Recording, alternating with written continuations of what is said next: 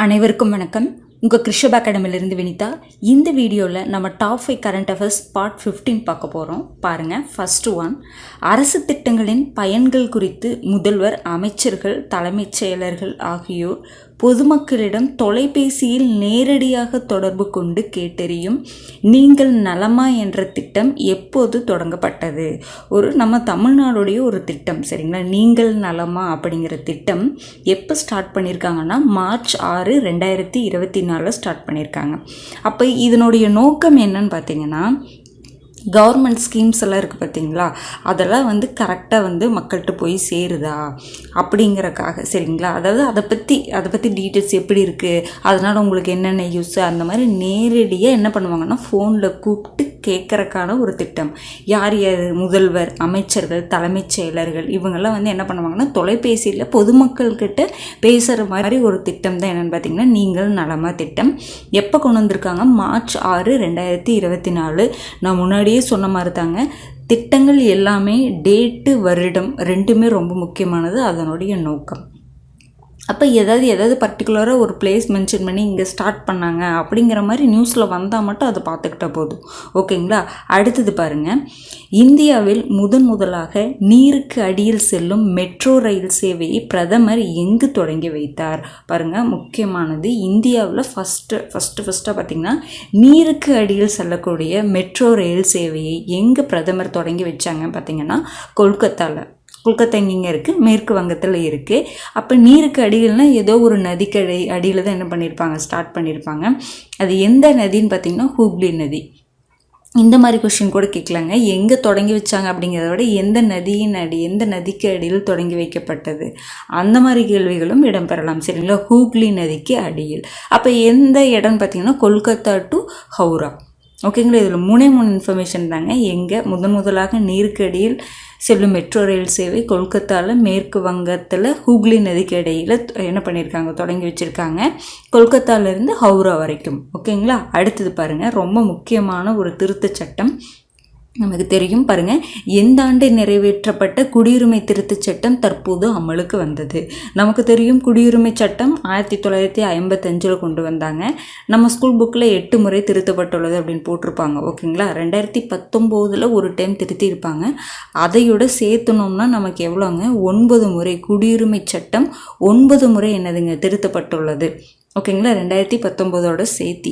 ஆனால் அதை என்ன பண்ணியிருக்காங்கன்னா நடைமுறைக்கெல்லாம் 2019 கொண்டு வந்துட்டாங்க. ஆனால் அமலுக்கு வந்தது அப்படின்னு பார்த்தீங்கன்னா இப்போ ரீசெண்டாக 2024 தான் என்ன பண்ணியிருப்பாங்க, அதை நடைமுறைப்படுத்தியிருப்பாங்க. அதாவது ஆல்ரெடி வந்துருச்சு, ஓகேங்களா? ஆனால் அமலுக்கு எல்லாருமே பயன்படுத்தக்கூடிய வருடம் அப்படின்னு பார்த்தீங்கன்னா 2024 தான். ஆனால் குடியுரிமை திருத்த சட்டம் அப்படின்னு பார்த்தீங்கன்னா 2019 தான் நம்ம மென்ஷன் பண்ணோம், 2024ன்னு போடக்கூடாது, ஓகேங்களா? பாருங்கள், அப்போ அந்த குடியுரிமை திருத்த சட்டத்தில் என்ன இருக்குது, அப்படி என்ன சேஞ்சஸ் பண்ணியிருக்காங்கன்னு பாருங்கள். பாகிஸ்தான், வங்கதேசம், ஆப்கானிஸ்தான், எந்த நாடுகள் நல்லா பார்த்து வச்சுக்கோங்க. பாகிஸ்தான், வங்கதேசம், ஆப்கானிஸ்தான் ஆகிய அண்டை நாடுகளில் மத ரீதியாக துன்புறுத்தப்பட்டு, இந்த டேட்டு வருஷம் ரொம்ப முக்கியம் பாருங்கள், துன்புறுத்தப்பட்டு 2014 டிசம்பர் 31 முன்பு, பார்த்தீங்களா? 2014 டிசம்பர் 31 முன்பு இந்தியாவில் அடைக்கலம் புகுந்த பாருங்கள் இந்துக்கள், சீக்கியர்கள், பௌத்தர்கள், ஜெயின், பார்சிகள், கிறிஸ்துவர்களுக்கு குடியுரிமை வழங்க இச்சட்டம் வழிவகுக்கிறது. ரொம்ப ரொம்ப முக்கியமான ஒரு இதுங்க. குடியுரிமை திருத்த சட்டம் 2019 இதுதான், சரிங்களா? 2014 டிசம்பர் 31 முன்னாடி இந்தியாவில் அடைக்கலம் புகுந்தவர்கள் யாரெல்லாம், இந்துக்கள், சீக்கியர்கள், பௌத்தர்கள், ஜெயின், பார்சிகள், கிறிஸ்துவர்களுக்கு குடியுரிமை வழங்க இச்சட்டம் வழிவகுக்கிறது. எந்தெந்த நாடுகள்னு பார்த்தீங்கன்னா பாகிஸ்தான், வங்கதேசம், ஆப்கானிஸ்தான், அங்கிருந்து வந்தவங்களுக்கானது, ஓகேங்களா? அடுத்தது பாருங்கள். இச்சட்டத்தின்படி வெளிநாடுகளிலிருந்து இந்தியாவில் அகதிகளாக நுழைந்தவர்கள் 6 ஆண்டுகள் வசித்த பிறகு குடியுரிமை கோரி விண்ணப்பிக்க முடியும். அப்போ வெளிநாட்டிலேருந்து இந்தியாவில் அகதியாக வந்துட்டாங்க, அப்போ அவங்க 6 வருஷம் இருந்தாங்கன்னா அதுக்கப்புறம் என்ன பண்ணலாம், குடியுரிமை கோரி என்ன பண்ணலாம், விண்ணப்பிக்கலாம்.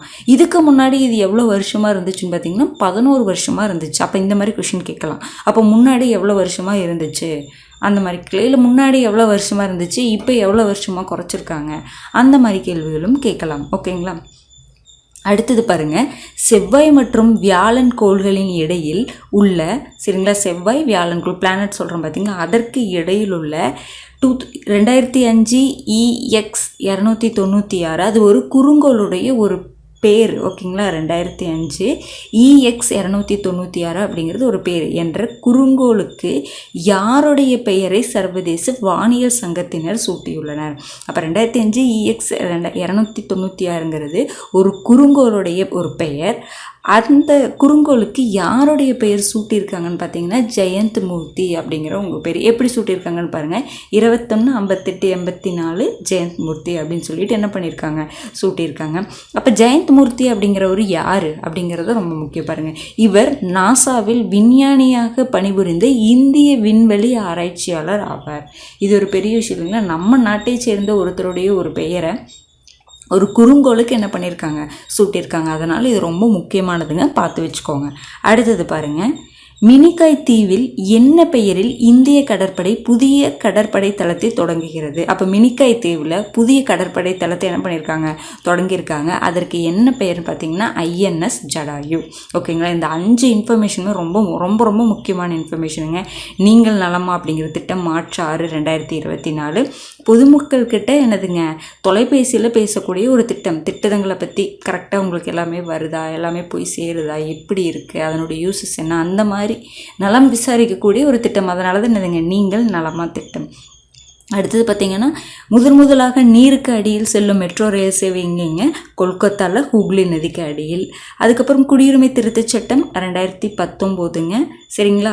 அப்போ பாகிஸ்தான், வங்கதேசம், ஆப்கானிஸ்தான் இந்த 3 நாட்டிலிருந்து வரக்கூடிய அகதிகளுக்கு அதாவது இந்தியாவில் அடைக்கலம் புகுந்த யாருங்க, இந்துக்கள், சீக்கியர்கள், பௌத்தர்கள், ஜெயின், பார்சிகள், கிறிஸ்துவர்களுக்கு குடியுரிமை வழங்குவதற்கான ஒரு திட்டம், சரிங்களா, சட்டம் ஒரு பாருங்கள். அப்போ 2014 டிசம்பர் 31 தான் இதனுடைய அந்த டேட். அதற்கு முன்னாடி வந்திருக்கணும்.